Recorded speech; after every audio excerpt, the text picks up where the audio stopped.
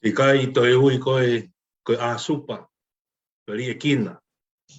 Pe kai to e hui ho whanua koe se mama, koe lala. Ka e hui koe hepi sipa, koe toka ki ai hokuloto. Pe e hui ho whanua koe piula, koe tahamari. E ku toka e whinangalo si hova ki a te koe. Pe ko ho whanua koe mari. Mo wami ke tau lotu, mo whawheta ke tau lotu. E ki ngāhi ho mauloto ke mau ao ilo. Koe poto mo e ako lelei. Koe whai e whinangalo e a Fiona. E ririwa ia e waine koe vai koe waine. Ia koe waine whakaange ange. Tāu moha kātoanga. Ka koe kātoanga pe me a Fiona. I wawhai tamai. Alo mo lau maria maani oni. Amen. Ni mangi au fitu ngō fulu e himi, ka mata kia e tau lotu, whawhetai, me tau malanga, sāpate, whamamafa, o e a ko he ngahi mafua o la. Ni ma fitu noa ke tau hiwa. Si su ko koe pe koe mama mo nia, whahinga poto kehe ko huelo ia.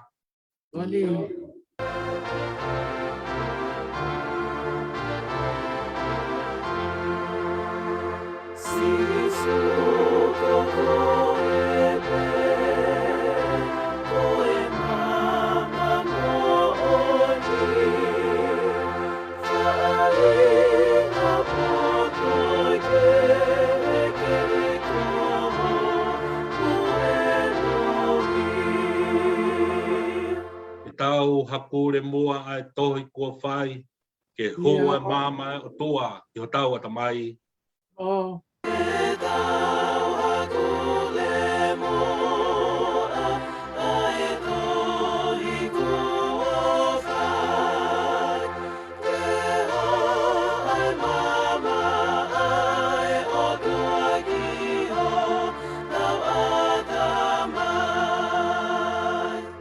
Ka hanga e kakala e loa kau ki langi, ke maua e mama mihela a, ke nau mo iai.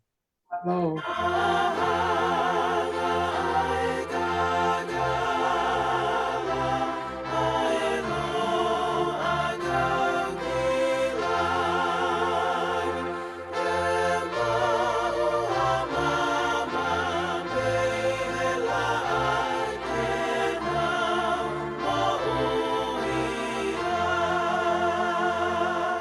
Es whaosi pe he pe ke tau tari ai iwi o tohi. Hanga tamai ki ai ke mawai ha malohi.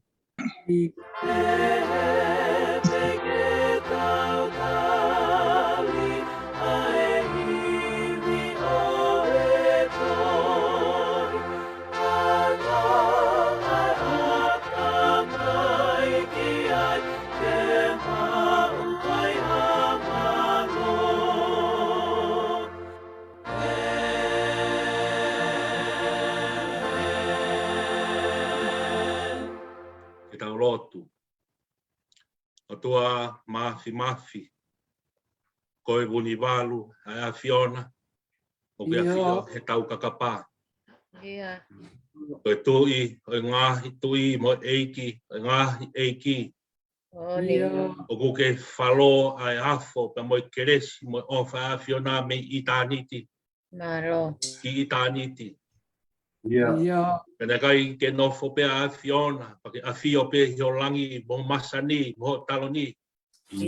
Ana ya umai ho ofa. La via i ho mau fahi ngā. Ko e fupe ki mau tolu mo lo akau. Ya Fio mai a Fiona. Nei mamata pe a palofita ke se kala ngā e kau selafi mi mo kau selu pimi. Tapuha. Ai tapuha. Ai tapuha pe wa fao si hoa. Me I te ai api ko to tu monu ia. Fai lotu ko te he vani. Olo ko ta ngata. Api ko Filipai. Olo ko kau la mo ngahi to nga fare. Fa koloa mo oi alangi inasia ia loto fare siasi. Ei tu ma upe ai palo mesi. Kei ma upe hono ngahi whekau. Kei ma upe hono ngahi pouturiki mo hono whaunga. E ongo koe whetukutuku o ku kei whaini. Me he kawai koe ni ki he kawai koe nā. Ai whawhetai. Koe a whiona o ku ta tau pea he ane a whi. Ahoni mo ka hau. Koe whawhetai ia mo koloa ia e uho e loto e mafuaola ko toa pehe ahoni. Tai he mau lau he kau. E mau kau he lau. Koe ngā peke whakalami langi ia whiona e mau mo ui. Malo e whakalau maari e whanau a hou eiti. Kuaola. Moungaola. Likuola. Ka maa e whare a matapure. Malo e whakalelei ko whai whakahoko. Pe haa e whare au i tandai ki whai whakau mo tau he tōnga whare api ko Filipai. Ne wai sere tua koi. Ka maa hai te rensia mo ki whanau. Dongo e puronga ne tosi o na roto whare. Mau toksi tua mi ai. Whakaheke heka ko whai ki he tamai ka koe kui. Koe paionia. Whai whakau marolo. Mose se maka whalantua koi. Io. Hange ko lea ko taka mapaki ai wha. Ka koe ni ke alaha pe mapuno puna ia he loto whare o siasi. Whare o wha miri pakutinasya ia mafuaola. Malo si whakarelei api ko tala nofu ngani. Tangata e ki whai whakau marolo ena. Si whiwhita kau malau manu. Malo si tauhi whai mai si ongo mātu a koe. Koe tamai, koe moi whae, koe kui. Koe tamai, koe whae whakalau maari. Ulu ho tuku ka kina kei maua e mo ui, hulu atua e ngu. Nasi ai a rikuola, kau malata. Nasi ai o mau whaki whamiri ko toa pe mo siasi o mafuaola. Tāpuaki mai. Tāpuaki pa whamonu ia. I whai whakau malolo mo na whare. Alo e whalelei, ha he te whare tangata eki se tua talahi. Ase ono hoa mono whamiri, si kau se tua takotoa pe. Tai lahi. Tau maa si ngahi loto whare whamiri kotoa pe. Api e nako siai la. Api e nako tataka moe langi. Api ko kāreri. Ngahi tō ngā whare kotoa pe. Si tō kawaena, kau maa si kau tangata eki. Kau maa si sokopeti, kau maa si ngahi whae kotoa pe. Kau whine eki o e loto. Whakatai te eki, mau kei maua e tāpuaki, whakalau maari, kau whine eki, kau tangata eki, o whahai whare. Mau te ko tauhi pe moe o wha a Fiona. Tai mau mamata hake ko e Seaina Association, kau mai, hono sea, so ne palau mautangi, moe whamiri, kau mai komiti, moe talasi ki la, e siasi. Mau te mau loto ke tāpuaki pa whamonu ia. Sekretari, kau mai, kau sekretari, kau maulakanga koto, kau malanga, kau ako naki. Tala wauka mo e whine moi au sia mau whanau. Mau lotu makehe koe kau wako ko toa peo e ngahi mafuala. Mau whataha ki nau tolu na nau i kona ngahi whailong. A ki nau tolu ki hoko atu ai ako. Ke lotu ka tāpu ki na pa whakamono ia ki nau tolu. Tui peo ke a whio ape eiki, tō kunga, whanau ngai e waka, mau siasi, ngau ta pe ho mau ngahi lau maari e. Ngai mea hoko i ho mau ki whanua e tonga. Tō whai ono whakakato kotoa ia, whakakato e mau sāpate a koa, polo kalama e lotu hufia. Tō whai ia tangata eki whai whakau e patu e mo polo kalama e siasi. Kina mua eki, maranga e aho koeni, haono whorofola, haono hiwa, haono himi. Mono ngahi ngau anga kotoa pe, ke langi ia tō taha pe a Fiona. Awa te walo tōke si kakai kotoa pe, kau ngā karistiani si ngahi whamiri. Kau tonga mamata kotoa mai he o pe, ke tapa kotoa pe, awa te mauloto, e maulotu ka te kinau tolu. Ke tāpu ki na whakataha ki nau tolu na mo ki mau toloni. Ke whalangi pe a Fiona. Maulotu e mau hu, wawhau Sisu Christ kako mau whamu ui. Amen. Amen.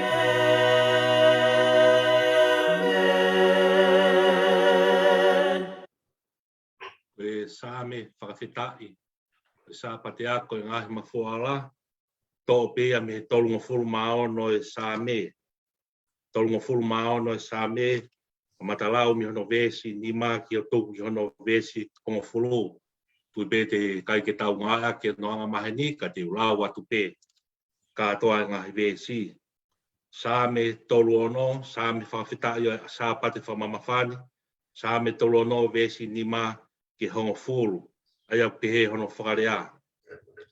E si hova, o ku asi i he ngahi langi a ho alo o wha. O ku au ho o whai mo o ni ki he ngahi aona. O ku hange ko ngahi mo o ngā a o tua a ho o whai totonu. O ngahi whakamau ko ha moana hau hau. E eki ko ke whakamo oi mai ai tangata mo e manu. Hono i kai mahu i ngā ho o wha e o tua. Koia koe whānau ai kakai o hūwhanga ki he malu ho kapakauna. O kunau fu mā kona i he ngako ho whare. Pea kuke whakainu ki nau tolu ki he vai tafe o ngahi māri e. E koe matawai o mo ui o i he a Fiona. I ho māma ke mau sio māma. Ke holo ange mua ho wha ki haa ilo ki he a Fiona. Mo ho whai totonu ki haa loto totonua. Ameni.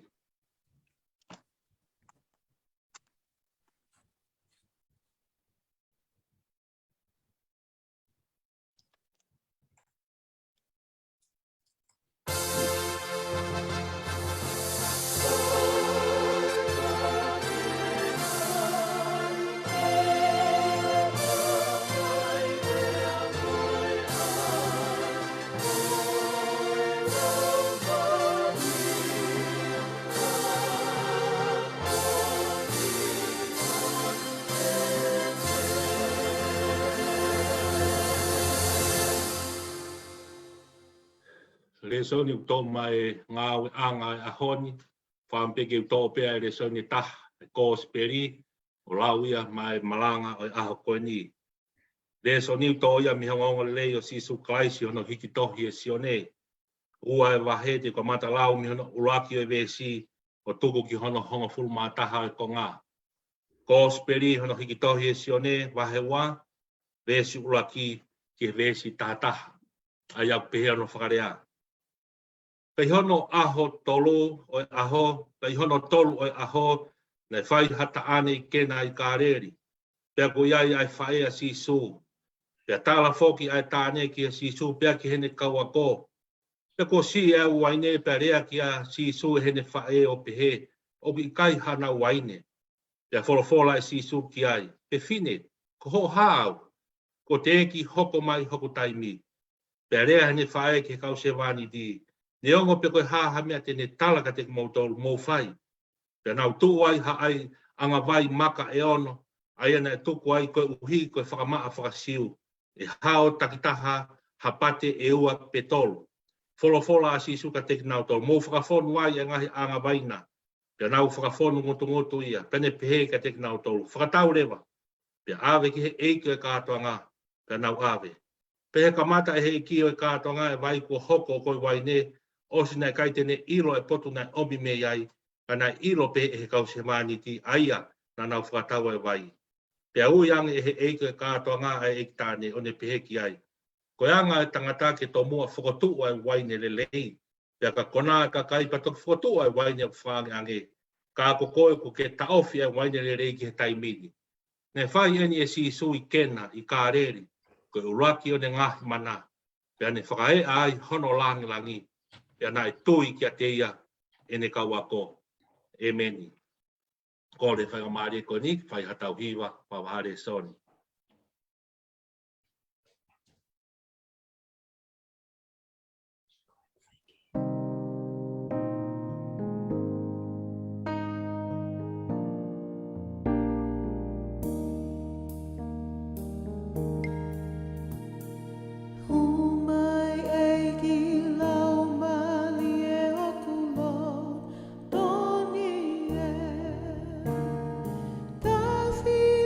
Aqui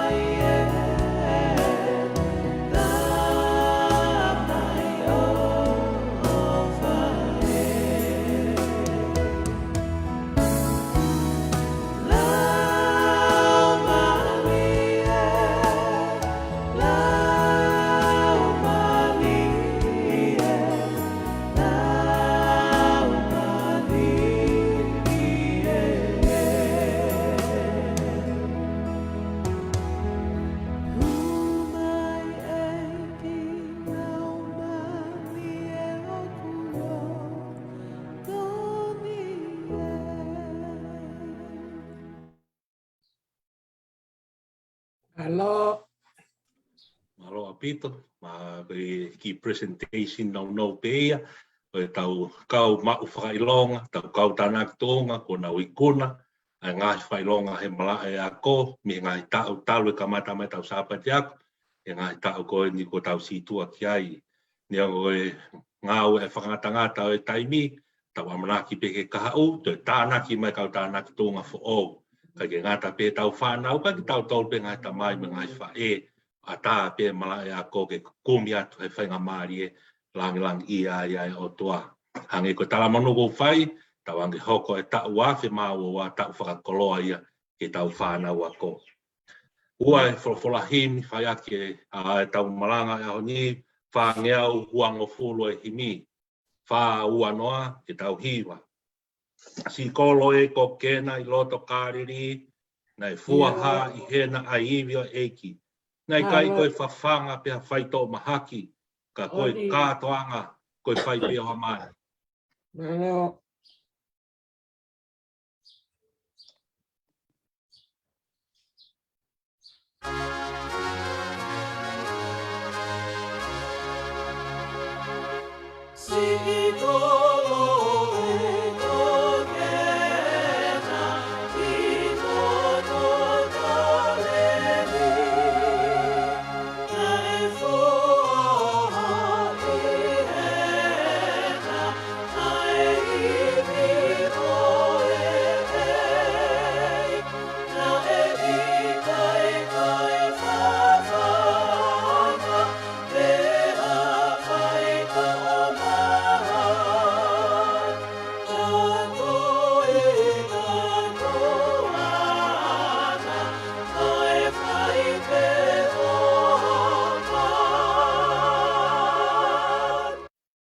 Siwa hono I kai maari e a ngāu e nāne whai, liu e wai ke waine ke whakatātā aki.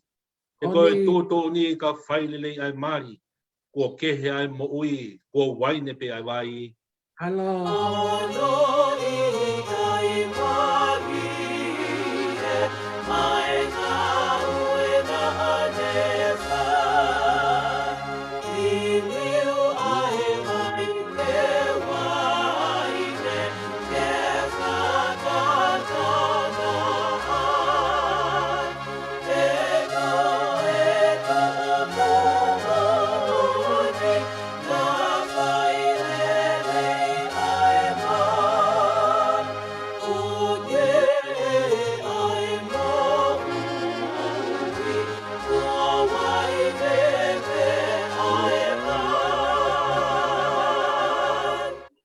Es whakausi eiki ke tāpua ki a ongo mea koeni, hange koe mari I kena kāreri.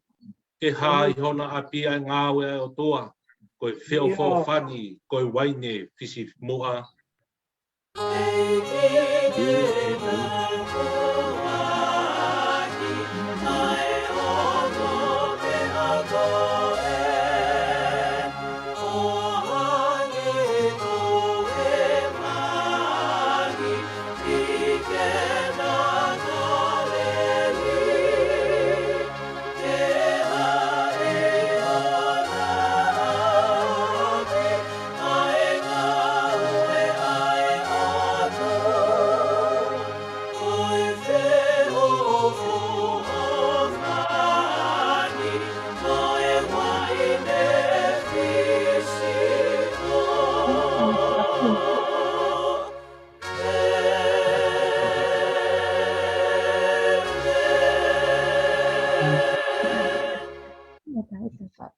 Tapu ki he awhia o toa I o tau lotolotonga.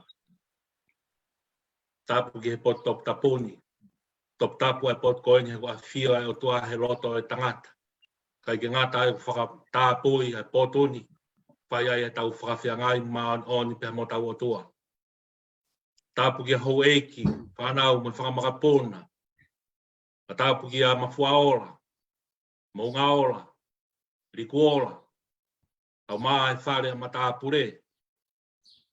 Patapu ki he tangata eki whaifkau e potu ngoweni. Sione waisere toa koi.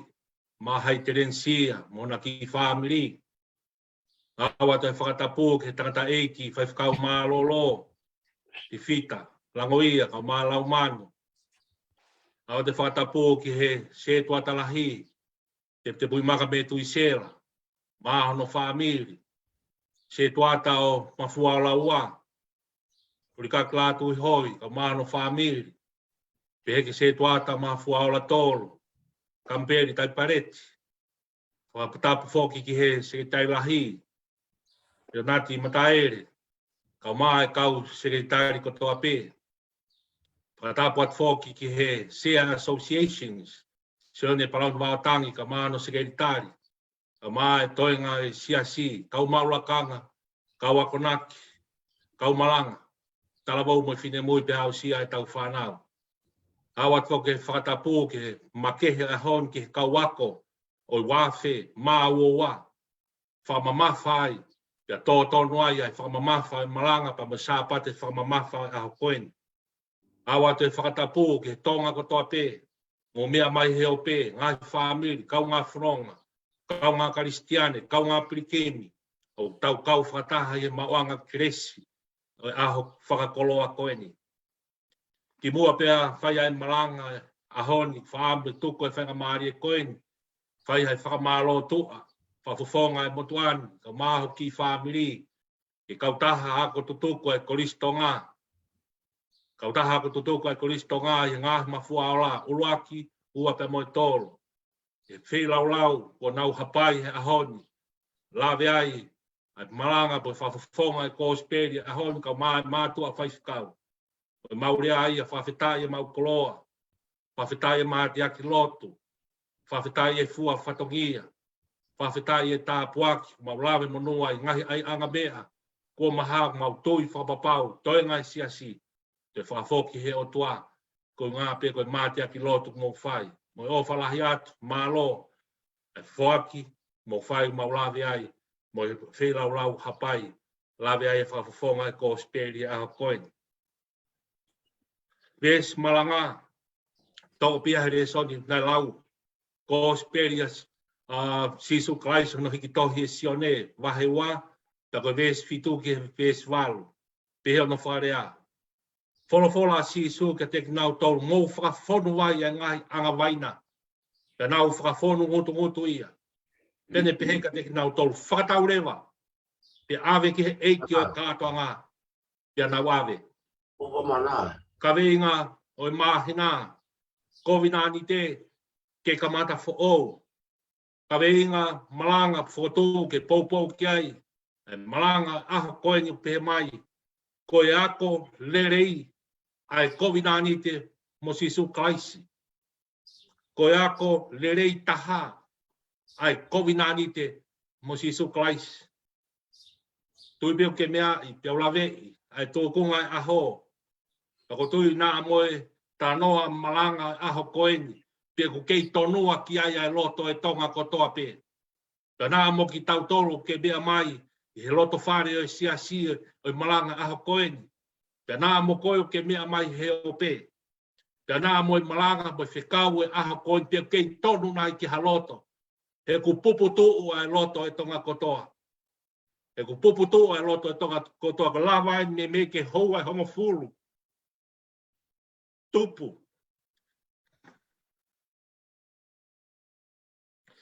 Te ke tau whanongoa hare o mi tonga. Te ke tau whanongoa hare o tau ngahi o whaanga. Mia bena tau mau hake ko tau mamata pe ke whakawhoa. Mia bena tau mamata kei ko lere pe boi kumi hamo ui. Whakotu iau ma whaola. Hange ko whakahoha ai ahoni. Ko erito e whekau e tau sahapate hako e ngahi ma whaola. E tōk whai a hiri ai malangani he tangai whai kau koe tau loto hufia. Ka te au ka pau ke mea mai heo pē. Ngai loto whare ngai whamiri. Ko whikau mau i ngataha e taini mia ki he tonga. Koe lotu pē. Lotu pē mo e hufia. Ka ke ngata ia te tau tolu. Tau loto hufia ke tau loto toa. Pea tau loto lahi. Mahalo ma whaola ko e taimpe nia na e teu tau tolu ai. E tau malanga mo e tau lotu. taimi pe nia tau mafua ai ola i mani ko tau lotu pe fa loto la ia ma tau tolu la ve e motuani pe me mai hena vai fa inga ia te tau tau te ke mau ha mo he ia te ke mau ha malo lo le ia to nga pe ko ho ha tu o tau loto tau ki tangata mana tu ke se tau nga hita mai nga fai pa to fa fine se tau fa nau ho ha tu e loto he ot fere di te ka ke yo fogi pe ele ai o ke fa talo o tonga i ha fonua monu ia o hinga ia ke viringi ai e fuka he on ke talo pe fuka e tonga lanu hina mo kulokula talo pe e fuka ia kolosi mamani ke monu ia pe tonga ia na tu kilangi ma faula tu pe mo ai ki fe kau ko en ki tana ki atu la ve ia wa toku nga aho teria se tau fa nau na aro e aho mono fa mana tu teria se tau fa nau ko nga ko yako mo nga au e na fai malanga fonua mo se kubi na fai I he malai ako me na lahi te eu ako fa abu ke to ke fa mama fa ki fa ho ha malanga ko ni ves malanga aho ko en ba mono ka veinga fotu atu tamai ki ako fa na wako ga ma fu ala mo ko ke me mai ke fai ai ako me la lahi ta hape fa mama fa ki ta to ko ako lelei ko e poto te mo ilo la ve he botu ani pe ke me ai ko sa pa te fa mama fa ko ni ta to lahi I he tau nei tuai te hano mohono fa mama fa ahono ka veinga mohono maho inga mohono ngai fa lo tola tuku pe mua ke hunu aki atu e whekau e ahoni I he taane pe koi mari nei whai kena kāreri ai uraki mana e eiki ko siso klaisi I he tui moe amanaki e hoko ia koe whekau maho inga ko ngā pe koe tau whānau ako moe whaaloto lahi pe kaki tau tolu ho eiki mata kuha mata pore na tolu e toenga siasi mo whakaloto lahi pe ka te tau tolu mea urak te tokang ki ai ves malanga pe koe COVID-19 te pa mo eiko sisu klaisi ko pau ke whakafonu ko tūtōnia nei whai e sisu hire na whakawhea sisu ke he kātoanga ko nei whai kena kāreri pana woa ko ke mea I piau lawe e tala noa e aho na o tala mai ho fogi mai he whae a sisu ko wai ni ko no ta he rea fola ta sisu e fefide ko ho hao ko ha me ke toi whakaongo mai ai kai ke fu maho inga le leika tau topo ko hae uhinga sisu ka he tau toi whakatotoro ke no loto ange uhinga ko ni o tala no ko uhinga a sisu fefine se whae ko ke os ilo le leipe mea ko te whai ko hau ke toi tala mai ai ko no ai wai ne te umana te whai ai mana he ahoni ko tala no ai ahoni pe nei hu maria fola ko mo whaka uhinga ko ia ke hiri ai tala tali a sisu ke fefine pe pe atu he fefine ke kau se mani ti ka ia ha mea ai tala atu e sisu mo whai o atu e tu whai ke waweta pe to ai tau ves malanga ahoni ta mai na e tu ngai fusia vai I he tafa aki e ono ta ko ngai sia vai ko ia ne fai ai e fufulu va e hufanga e whakatapu e kausiu he teu ke nau fai ai whakama a whakasiu pe me ngai kātonga fola atu a sisu ves malanga ia ahoni whakafonu vai ta tamai na nau whakafonu ngai fusia vai ko ni o fodu mata ko sia vai tau whenga ke rita I wanoa whakafonu mutu katoa pe te fola atu a sisu whakatau rewa. Aia koe o me aia e ua ko whaamu ke o nuhi mai me he whekau pa mo e wholofola ahoni ke o mai mo o tau wakonaki, mo e whakaloto lahi ki he ako whai he tau whanau pia toi whakaloto lahi peka ki tau tolu ngahi mafua ola aho koni. Ulu aki, whakafonu, mo whakafonu ia, ko hono wā, whakatau rewa. Ko ngau e whakafonu ko I misia o mai ka ki tau tolu he mala e ako. Ko whakafonu vai ko nei whai esi ko hono I misi pe ko hono tala noa ia ka te ki tau tolu kau ako. Ko whakafonu, ko whekumi. koe ako, research, whakatotoro, o ai fo'i, o ai manawahe, o ai lotosi, o ai puputu, koe whakawhonu ai koe ni i he wholowhola a sisu, koe tau tokonaki, koe tau ngā weia, whānau ako ko pau ke whai ai tō kakawa, ko pau ke whai ai tawhe pupuha, ko pau ke whai ai o singa mārie. Lahi ai koe ngāu e koe ni, lahi ai e mau e whanonga e tau whānau ako, na u aras pe fo'i he malai ako, fo'i he whakawhonu e vai, fo'i he whakawhonu e o e hako pe moe whekumi, pe moe āpongpongia, moe mohe tuai, tau fo'i pe te ke lava e whakawhonu ia, ulua ki ia. He koe ngāu e tau whakawhonu e ki tau tolu e tokonaki, koe prosesi koe ni hono ngāu e whakawhonu e vai nake ke ilo hatahe ki ai. Ngata pehi e eki tāne, koe eko si suklai si tāne mana, koe mana ia kua ngongoa ia mana mari kena kāreri. He ko te ngā we na whai he kau se wātiti koe whakawhonu wai pe, pia nau mare ke ta whaki o tu o mamata, kai tau a si hoa. Kai hanga he o tua eko si suka o li liu ai vai ko ia, koe waine. I hono o maika ki tau tolu hea, ko tau ngā we tau tolu whāna wako, koe whakawhonu pe, tokonaki pe, ngā we o si kia verenga pe, he kuku ai eki au e tau a hono whakawhua. Tai me niu tau fōi tau tolu he whai e māko mo tau āpompunga, koe ke tau ilo ki tau tolu, koe tuai e tau whakawhonu, wala mai e o tuai. Ne whai e ia e mana, ne whai e ia e process kono li liu e vai ke waine. Li liu ai ilo na e puku si i ke whao atu. Li liu ai toafa na e paku kā ke toafa ku alo marie. Ni liu ai matangi o ku a fūpea, langi o ku kai ke whetua ke aho o ku tawhitonga. O ku pehe ai whakawhonu mai koe konga ula kia tau mara. Pakoi whakaloto lahi. Koe ngā we ia whāna wako. Ko pau ke iai ai whakawhonu. Ko pau ke ai tokonaki. Ko pau ke ai kai ai mā i he kakawa tawhi me hoto fofo ngā whangai whakatapu. Ulua kia. Hohono ua. Whakatau rewa. Lahe tai me ni tau wako poto. Tau mau e mara e a kopa tau wako poto. Pea ngalo ia ki tau tolu ia ke whakafoki ai langi ke toko taha. O ona ai langi. Tau wako poto tau kore e ko si suklahi pa tau mau e ngai whakailong. Hange ne mo mamata ki ai ngahi presentation na mo mamata ki ngahi tata, ko ngahi kaoni, ko ngahi whailonga, ko ngahi certificate. Tai me ni tau whai ai whawhonu pa tau mau e koroa o ku teke ai ke whakatau rewa. Ko i misi o e whakatau rewa i he ahoni, ko talane si mou whakatau ai waine. Ke whakamahino, ko whakamahino ki he eito e kātoanga, moi ka kai ko na e hahao i he kātoanga taane ko ni, ko mana sisu, ko ririu ai waia koe waine, ko kehe ai aho ia, ko kehe ai tūku ngāia.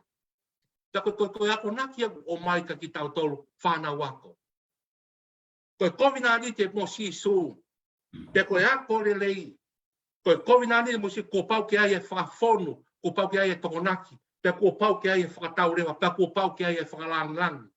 Ko ne kakato ai foi prosesi o e whakawhonu mo e whakatau, ko ne kakato ia ai ako le lei. Ko e kakato ia ai toko taha apasia o tua. Ko e toko kakato ia ai toko taha o kuui ko tangata pe mo e whine ako le lei. Ai toko taha talanoa ki ai e toi tapu, ai toko taha apasia ki he o tua. Kai te ako pe te mau ai tō ngā mo e whakailonga pa mo e ngahi mea whenga e sia sike teke aki e tau whanau, kai ke whakatau atu, ke whakatau rewa. Kai ke whakatau rewa ke whakalangi ia e ki koe katoa ngā tāku koto lau whanoa pe a koe. Uhi ngai au whenga e takata e kau e potu koeni. Kau māhono kau mpulakanga pa mo api o toi tū monu ia ke langa ai a koe i toi tū monu ia mo ngahi mafuala. Ke langa ai a koe mahu inga taha koe a koe apasia o tua. Koe apasia o tua ai toko taha ne whakawhonua i lo te kumi teke, strive forward. Kai ke ngatai o pune foki mai o whakamālo ki eki, o ne whakalangi a eki, o teke a langi a eki, whakatau atu e vai koe na kua waine ia. Koe ngā ko haku poto, mo wako dai fai mo tata pe mo Steve Keiti ko mau a uhinga pe ia ko eiki ko sisu klaisi ko ia na e mana ko sisu na e mana pe ko ia pe te hanga fai hono whakalanga o tu ia ko whekau lele ia ke o fongi aki ki tautolo whakaloto lahi kai ke ngata pe ki tautolo ngai mafuaola kai ke ngata pe kau ako o mai pe o whakamahu inga ka ki tautolo kau se tuata kau se ke tari kau maula kanga, ko tau whatongi a koe whakawhonu. Ako ne kina e tau whanau, kau tau whanau. Ko tau whatongi a ke whakawhonu, pia whakatau rewa ko ia. Ke whakatau ki nau tu ave ki nau tol mahe e ki. Teke ki nau tol ki he lotu. Lau toi whakasapa te kau mai youth me ngai whatongi, ko tau whatongi a ia. Kau ngai, kau tau whanau. Ko tau whatongi a ia. Whawhonu, whakatau rewa. Ke lang ia e ko si suklaisi. Pau tui koe whakaloto lahia ki tau tolu hange koe ngahi mea ku hoko ho tau whanwhonua he taini. Ko tau whakawhonu e whai. Ko tau rotu ata atape. Rotu ata ata teke lang e ki mo tau whakaloto lahi ki tau tolu. Neongo ai pulonga ho tau ki whonua. Neongo teke tau whanongo a ngahi leo ho tau ngahi o whangai tonga. Kai whawhetai. Hange koe rea na e whai e mere ke kau se wani ti. Ka tala atu e sisu ha mo mea ke whai. Whai ia, e ko pau ki hoko ia. Koe ha mea tala mai he wholofola ki tau. Koe wholofola toi tapu. Senes ki a whakaha koe rea ia sisu. Rea ia whakafo. Tala mai ke tau tui. Tala mai ke tau rotolahi. Tala mai ke tau mana wahe. Oua te tau tairiiri. E ngai tūkunga e aho. Tau iro whapapau e hoko ia. E koe wholofola ia ai e ko sisu kalaisi. Whakaloto lahi ai wholofola a honi mo whakaamu whakatawange to koni atu ke teu ai hoko atu e tau whana wako e tau wafe maa wawa kai ke ngata he malai sipoti ngahi malai kotoa hako whakaaka te mika ai ngahi malai kehe kotoa pio e ako ke tala monu ia whafofonga i e tadai whaifkau e potungo e whaifkau maa lolo kau mai toenga kotoa ngahi mafuala e tala monu ke kau wako e wafe maa wawa e lang ia hange koe wholofola a honi wholofola e mari kenai kāreri. Whawhonu. Whai pē tau tolo e whawhonu. He koe mana ia. Te mono ngau hia aho koe tuku pēke he eiki e tau. Whai pē tau tolo e tō tau. Tuku pēke he eiki e tau haana pia e whawhua. He ko tau whatongi a koe. Hiri a hono fua. Mau hai kuna moa whatongi a moa ngau e tau whai. Whawhoko toa pia. E whakalangi pia e eiki tāne. Ko e ko si sukalasi ne afio he taloni mo talamono atu fa watu e talamono ke tau fana wako ko tope amra ke foki e ako ngai fatongi ako to ka na to university i na to i he secondary school primary school au ke kinta katen au ka te mo to ngai tamai ngai fai ke fai e fe kumi he ako talamono atu fa fonga si asi mana tu i fa fon fa taule lang i ai ai ki ko si sukalasi fa manatu atu ko e ako lere i taha ko e ako lere i taha e toko taha ku COVID-19 te pe mo sisu hange ko whakatalanoa ki ai ane nai ko e COVID-19 te mo sisu ko e taria sisu ko e nofo ki he eiki ko e ako e ko ilo ko e apasia ki he otua ko e laua e wholofola pe au kai pe whanonga pe mo e ko si sukalasi ko e ako lere i taha ia amen.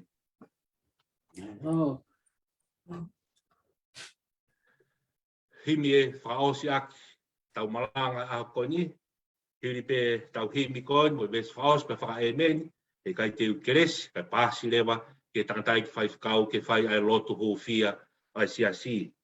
Tolu ngeau, hiwa ngofulu e himi, tolu hiwa noa, e o toa mafi, poto pe au niu, tui o universi, hau pe ngai hau, e sihova, mea mai e mau punou, ke tari e mau lotu, o malui atu pou. Hello.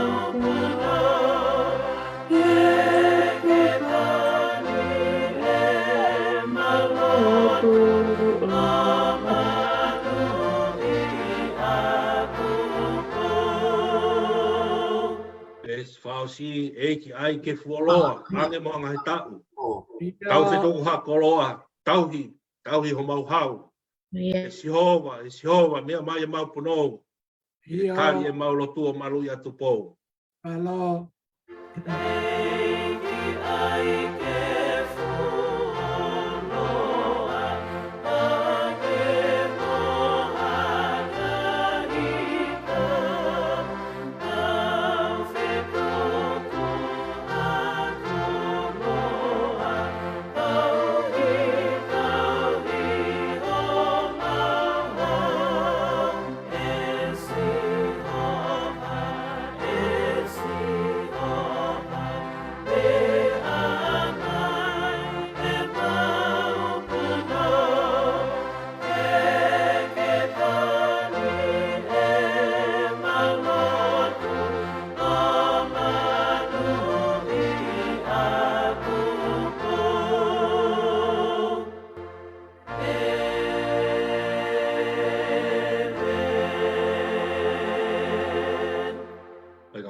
ko ni ko pasi atu ke api ko Filipai api ko te tu monu ia tratai ki whaifkau sione wai se re tua koi malo atu whaifkau poke whakamari e koe ni ke whai ei ko tau whatongi e koe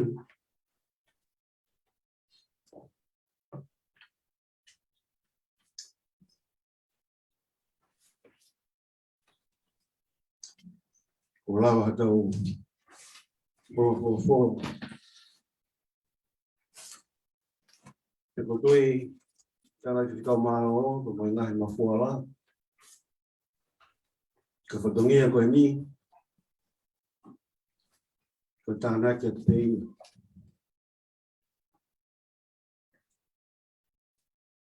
ki o mo ngahi rotu ka whai tui tui ko ka whamiri mai whai ka mo ngahi rotu se ini mai iai mo si whahinga na nau kau ki ai whai ronga i a pe ai hoa koe ki si ka mua ka si asi e rotu ka mamona ka wafa ki tau ki whonua ki tau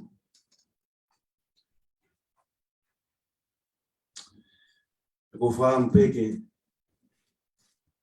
whae tau tari lotu ko kore peke a mere ke hanga whaka ata mai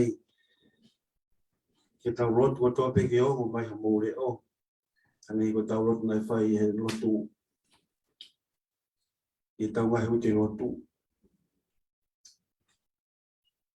kai he lava tau ngai lotu pa te kore ata taiki kasi kau malo ni whai mai ha lotu whaka osi mā ki tau tolu e whaiat mai ki himi pe te whaka whoki atu pa te kau ke te koe te te whaka osi mai ki res mai ko whambe ki ko ngā ua e tau tari lotu ko tau anga maheni peki ai e tau whanonga mai i tau ike lotu ko tau whawhetai pe te ulawa pere soni hulu hulu he kei te utoe whaiatau ha hulu hulu ko le soni koe ni ko stala noa mai pe ia ko konga uaki koe tau tari lotu ko tau lotu whawhetai ke si hoa e ko sāme koe te ulawa atu ko le ospe lau sāme te ukore atu ke tau tari lotu ko lawa koe ia pe te ulawa tu mai ki le soni no no e ua pe whai tau lotu huu fia ko tau lotu huu fia ngai mafua uaki tamatu i pa mo si kautaki ho tau whonua o noa e palestini pa mo kautaki lotu ho tau ki whonua te hono tolu lotu ma tau ngai whamiri e hono whakau e tau lotu hufia tau lotu ai ngai mea whakatupu ho tau ki whonua i toi whaka aasi lelei o toi whaka aola mai e whai ake e tauki tau ki whanua ki tau. Te lawa te sāme koe ni, ko ni lawa poko ia pe te kore te ki tau tari lotu, ko ngā ulua ki ko tau lotu whawhetai. Te au tolu mawhuru mao na ngai sāme, pāe ngai rea koe ni, whawhetai ka siho wa hei burere ia. E ku tolonga tai ngata ni alofa. Pai whawhetai ki o tua ngahi o tua, e ku tolonga tai ngata ni alofa. Whawhetai ki e ki o ngahi e ki, e ku tolonga tai ngata ni alofa. Ia te ia tof pētaha o ku whai e ngai fu mea whakao fō. E ku tolonga tai ngata ni alofa. Ia te ia ne ngau ki e langi, i e ne poto. E ku tolonga tai ngata ni alofa. Ia te ia ne wholahi e whanua e whunga vai. E ku tolonga pe tai ngata ni alofa. Ke te ena ni ngau ki e māmalalahi, e tolonga tai ngata ni alofa. Koe laa ke puri ki e aho, e tolonga tai ngata ni alofa. Koe mahina mo e whitu u, ke puri ke po, e tolonga pe tai ngata ni alofa. Les whakaosi. Aia ko ni ange mea kai ki ka kano kotoa, e tolonga tai ngata ni alofa. E mo whawhita ki o tua o lamina. E tolonga ta ngata ni alofa. Tau atu te tani mai tau atu. Ua mafi. Ikinga ona kogo ngaka daika hewan. Whawhetai pe tolonga. Ui ko taimi mo itane. Au no ate afiona. Ai hua fio tolonga te tai Au ngata apa ni au alofa. ta na klea. Ako e afiona ko tua ko kuke afioa. Ia i te Ya honu ko tai ka toi whawhetai mamui. Kata pamu tangata pau same. Okay, toi te taia. Malo ia. Okay, longa ia i e ofa mo te afiona. Au lawe mo lua i e kumpoi. Kanunga mo te pito e maurotu e poko koen mo ta meta. O tui o mau ki whanua ki te i ka whainga taa. Kanunga ho. I e ka whainga. Oho ka te kuto. O te kia a te taki. Ia mai family. Te kolotu kai e toa koeni. Papai a koe ai whanua ki o lunga. E alo whawheta. Mamaro ia. Nova. Kua kone makeia e mea katope. Kuri pēka ia ki e lotu e hua kawai e hoa. E kake ki pēmo. Tapa ki a kuha ke mauro tuki o a kio. Tapa tapa ki a si. E tai e whawhetai. E ai si tu. E Foi a mamãe. Konua. Kaka kapa kona hoku. Koen. Kangongo. Kaki kona mai family.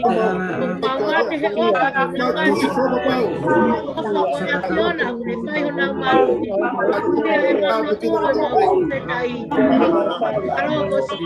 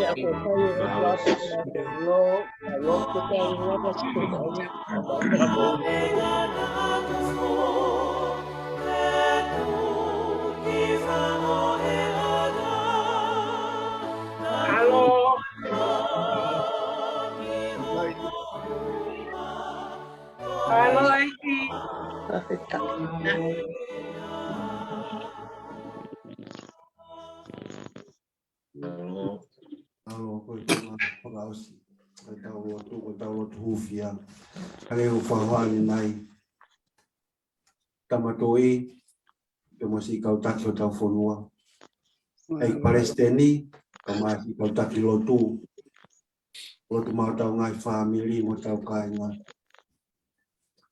lo ki mai me a fa tupu ai o tua tatau begi fonua pa motahi temo ata i whakalaka mo whakaola ko ia pe ko tau ia tau ki whanua. Te ulawa te ango pēs whalafola koe ni, ko ni lawa pe ko ia te ukore te ki tau tari lotu, ko ke a kātaki si tangatai ke whikau māloro, ki kita mālo hela ngoia, o whakaosima i tau tari lotu. Bagi voi himi pe taha ki vesi pe, pe to pāslewa ke whai whikau ke nyanga whai mai tau whakakato. Koe ongo whais whalafola ai, Tola e palo fita o isea ki kai ngai sleri le ngai ria ko ni fa mo ful mal ngai desi le stolo ki ni ma fa no ke te au ki fare o se kope mo to e koto ai fare o isleri ai fa hinga nai fetu ku talo ho mo fa nau i nai fu talo e fatu o mo fa e io wa'u i ho mo motua ka koau ai pe koau ke ufafa wa'u ki ho mo uruhina koau ko fai i te koau te ufua io koau te ufafa mo whakahau fi i mo whakatatau au ki a hai mo whakahoa mo omi ke tuku pau mo au ke mawāwā tatau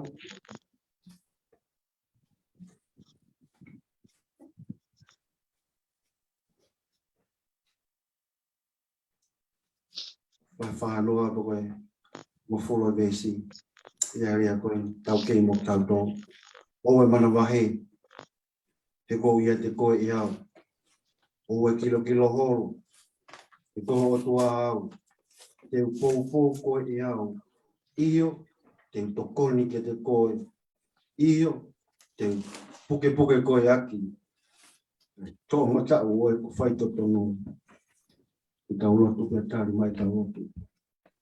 Ko ma ai pe ke mau fi pe pa iki o no wa rotu no ku fi ke a yo fi a to iri a pe tama tu i o wa no fi pa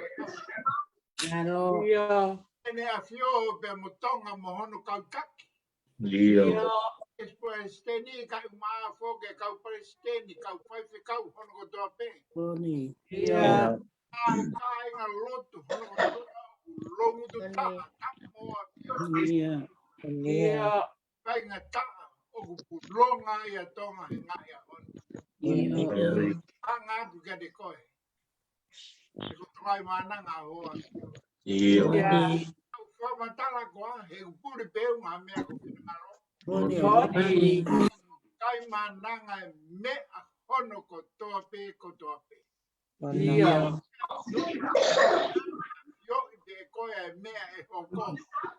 Odi. Ya. Tonga hokon. Pea moi au hanga mai me he kaha una. Ia. Pai ko kore pe. Doklo di mai eiki. Ko mau ngata anga. Ia. Pe kena mai e ke ngai lotu hono toa ko huat. Ya. Kawa hoa.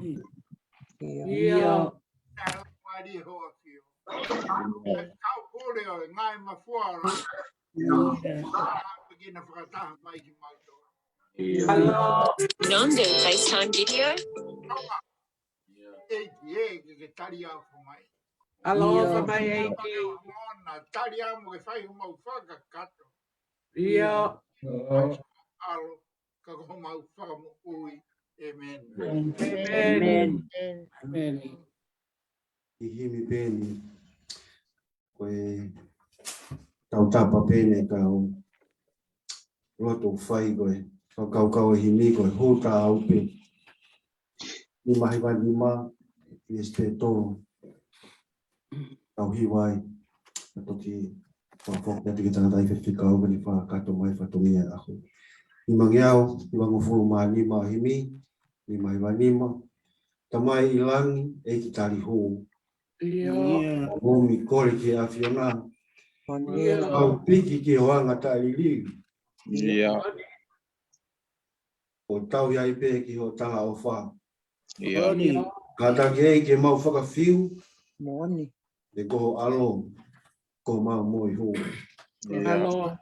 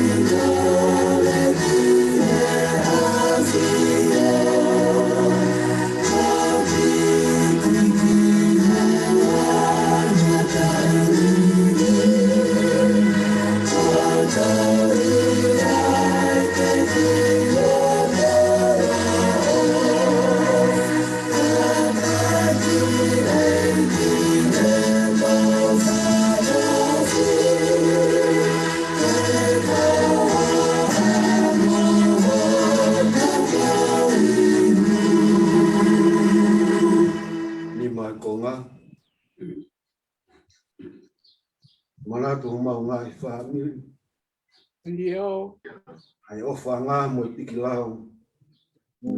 Lau maari e ke tau hei. Tau piki anga o tau. Omi ai mo uhi fuoloa. Malo. Ai ngā au e a Fiona.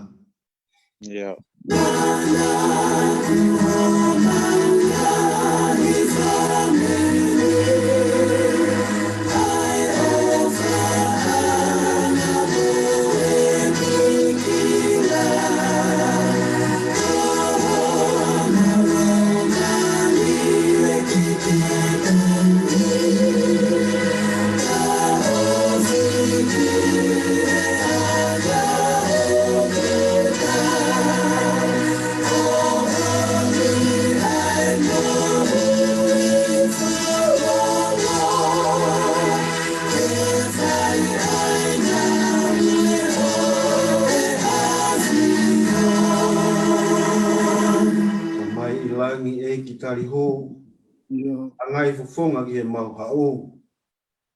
E tuena ho mau moi ho. Tia paa i o toka whalo. Kafi e tonga ho whina ngalo. O hanga ki he ho ai tōki lano.